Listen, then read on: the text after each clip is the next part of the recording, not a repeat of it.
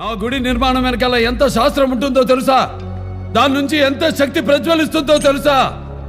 స్తుతులు, మంత్ర సంహితలు, పురాణాలు, స్థల పురాణాలు, వేదాలు, ధర్మాలు, ఆగమ శాస్త్రాలు, అలంకార శాస్త్రాలు, ఉపాసనా శాస్త్రాలు, దర్శనీయ నియమాలు, వీటన్నిటిని శోధించి శక్తిని నిక్షిప్తం చేసి కట్టేదే గుడి.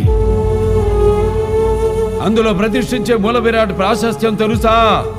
సర్వమాన సౌభ్రాతృత్వాన్ని బోధించడానికి సాక్షాత్తు ఆ కలియుగ దైవం వెంకటేశ్వరుడు, ధర్మతత్వాన్ని బోధించడానికి శ్రీరాముడు, జీవిత సత్యాన్ని బోధించడానికి శ్రీకృష్ణుడు, ఆత్మతత్వాన్ని బోధించడానికి ఆ పరమశివుడు, ధైర్యాన్ని ఇవ్వడానికి ఆంజనేయుడు, కార్యసిద్ధికి ఆ వినాయకుడు, సంపదకి లక్ష్మి, విద్యకి సరస్వతి, సకల దేవతల శక్తి స్వరూపాన్ని ఇవ్వడానికి సాక్షాత్తు ఆ అమ్మవారు.